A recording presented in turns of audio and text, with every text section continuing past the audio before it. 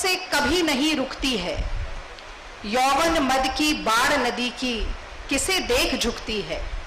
गरज गरज वो क्या कहती है कहने दो, अपनी इच्छा से प्रबल वेग से बहने दो। तो कहते हैं कि नौजवान क्या नहीं कर सकते, तख्तो ताज पलट सकते हैं, इनकलाब ला सकते हैं, हवाओं का रुख बदल सकते हैं। और जब चुनाव आता है तो सबसे ज्यादा सब्ज बाग नौजवानों को ही दिखाए जाते हैं। 2 करोड़ रोजगार से लेकर नाली की गैस में पकौड़े तलने तक, 8% की बेरोजगारी दर से लेकर हाथों में डिग्री और अपॉइंटमेंट लेटर ना देकर पत्थर, लाठी और तलवारें पकड़ाने तक। मुझे लगता है देश का पत्रकार भली भांति जानता है कि नौजवानों की आंखों में किस तरह से धूल झोंकने का काम हुआ है, नौजवानों को किस तरह से बरगलाने का काम हुआ है। अब चूंकि मैं खुद एक छात्र नेता रही हूं, हम छात्र शक्ति को, युवा शक्ति को राष्ट्र शक्ति कहा करते थे, आज भी माना जाता है।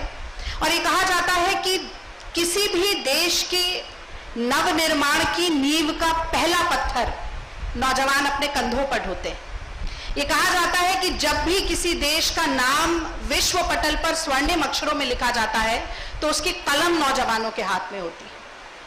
ऐसी परिस्थिति में देश में नौजवानों की राजनीति में प्रतिनिधित्व की क्या परिस्थिति है, पॉलिटिकल पार्टिसिपेशन किस स्तर पर है नौजवानों का।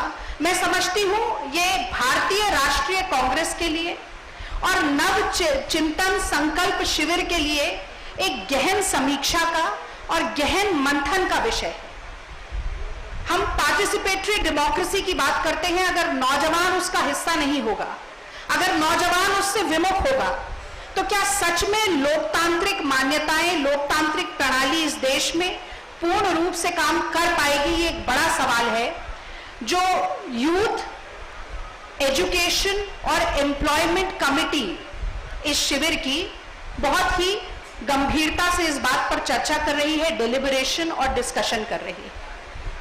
मैं बताना चाहती हूं कि दुनिया का हर 5वां नौजवान भारतीय है और भारत में नौजवानों की जनसंख्या करीब 55% है। फिर भी राजनीतिक प्रक्रिया में, निर्णय प्रणाली में और लोकतांत्रिक व्यवस्था में उनकी भूमिका और उनसे जुड़े हुए मुद्दे लगभग नगण्य है, 2ym दर्जा मिला हुआ है। ऐसे प्रतिकूल वातावरण में इस कमेटी ने ये सोचा है, ये प्रस्ताव आगे रखे हैं और इन पर चिंतन के बाद ऐसी पूरी आशा है कि इनको हम क्रियान्वित भी कर पाएंगे। सबसे पहली बात कि युवाओं की आकांक्षाओं को न सिर्फ कार्य प्रणाली में बल्कि हर संकल्प पत्र में प्रमुखता के साथ हिस्सा मिले। स्किल डेवलपमेंट चाहते हैं, नौकरी चाहते हैं, स्पोर्ट्स की फैसिलिटीज चाहते हैं, किस तरह से अपने जीवन को बेहतर बनाना चाहते हैं। ये सारी आकांक्षाएं जो हैं वो मैनिफेस्टो से लेकर, मैं समझती हूं कि ब्लॉक से लेकर CWC की जो चर्चाएं होती हैं उसमें प्रमुखता से उनको हिस्सा मिलेगा, ऐसा ये कमेटी चाहती है। और इसी के साथ साथ मैं याद दिलाना चाहती हूं कि पिछले राज्यों के चुनाव में और खासतौर से उत्तर प्रदेश में हम एक अलग भर्ती विधान लेकर आए। सरकारी नौकरियां मिलेंगी, उसमें युवाओं की कितने प्रतिशत भागीदारी होगी और युवाओं में महिलाओं की भी कितने प्रतिशत भागीदारी होगी, कांग्रेस ने बताया। तो ये विरासत राजीव गांधी के समय से है, जो चाहते थे कि राजनीतिक प्रक्रिया में, प्रणाली में, इलेक्टोरल प्रोसेस में उस दायरे को संकीर्ण किया जाए जो नौजवानों को बाहर रखते हैं।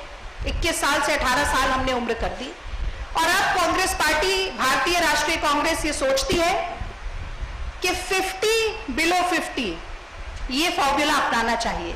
इस शिविर में भी 50 की उम्र से कम 50% लोग हैं, तो ब्लॉक के स्तर से कांग्रेस की वर्किंग कमेटी के स्तर तक 50% नौजवानों को हिस्सा मिल सके। 50 बिलो 50 का फॉर्मूला कांग्रेस पार्टी, भारतीय राष्ट्रीय कांग्रेस अपनाए, ऐसा विचार हम लोग कर रहे हैं और इस पर क्रियान्वयन भी होना मैं समझती हूं कि पूरी तरह से संभव है। और इसी के साथ साथ एक बात मैं जरूर बोलूंगी, क्योंकि जब हम युवा कहते हैं तो दिमाग में आता है युवक, नौजवान, पर जब हम युवा कहते हैं तो उसमें युवतियां भी सम्मिलित हैं।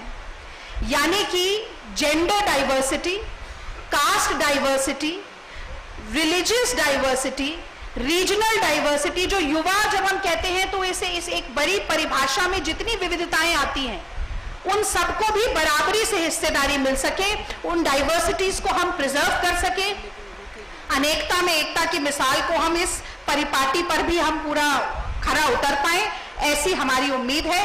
तो 3 बड़ी बातें युवाओं के पार्टिसिपेशन को लेकर, 50 बिलो 50 ब्लॉक से लेकर CWC तक, preservation of diversity with in this definition of युवा और द यंग पॉपुलेशन, और तीसरा, ज्यादा से ज्यादा अपेक्षाएं जो युवाओं की हैं उनको हम अपनी कार्य प्रणाली में सम्मिलित कर सकें। ये युवाओं के रिप्रेजेंटेशन पर इस कमेटी ने सोचा।